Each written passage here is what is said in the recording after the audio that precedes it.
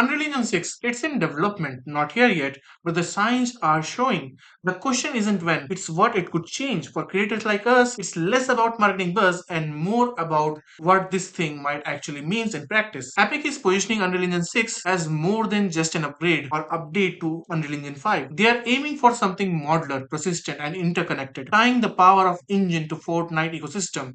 And this idea of creator economy, whether that's a good thing or just an added complexity, that depends how you plan to use it. On paper, the engine gets serious upgrade like multi-threaded architecture is a big one, finally moving away from single-thread bottlenecks that plagued Unreal Engine 4 and even Unreal Engine 5. Other than that, Nanite and Lumin are evolving as well, and so does MetaHuman. Then there are Verse, a new scripted language meant to sit alongside or even replace the parts of Blueprint and C++ that alone changes the workflow. Whether that's good for your pipeline or not depends on how much you like learning new languages and how ready your team is to ditch old tools. Now, whether you are a solo dev or an indie dev, there is a clear pitch being made. Unreal Engine 6 want to be more approachable, borrowing simplicity from Fortnite creativity, mixing it with the full power of the Unreal suite. But if you are already committed to Blueprint or C++, the word shift could either free you up or pull you into another learning curve. And we all know what happened next, right? Outside games, the engine's reach is expanding. Virtual production, real-time cinematics, AR, VR, digital human.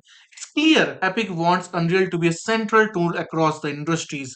That could be a good news if you are multidisciplinary, or it could just mean more features that you will never touch and it will end up clogging up your projects. Now, what's the big idea here? Unreal Engine 6 isn't just trying to render better pixels, it's trying to be persistent infrastructure for connected content, shared asset, shared economy, persistent experience. On paper, that's powerful, but in reality, it's wait and see. The tools are evolving, but the workflow still needs to prove itself, unlike Unreal Engine 5. So, what does Unreal Engine 6 means for the creators? If you are deep in Unreal Engine already, it probably means adapting to new workflows. If you are new, it might be the cleanest entry point yet, depending on how much Epic streamlines the experience. Either way, this isn't just another version or number. It's shift how Unreal wants to work, and whether that shift helps or hurt your creative flow depends on what kind of creator you are. And definitely the results of one more thing that, like, if you don't want to upgrade, then don't upgrade. You can still stick to Unreal Engine 5 or 4 depending on your project. But it's never hurt to learn new things, right? So share your opinion down in the comments and tell me how you feel about the new upcoming Unreal Engine 6.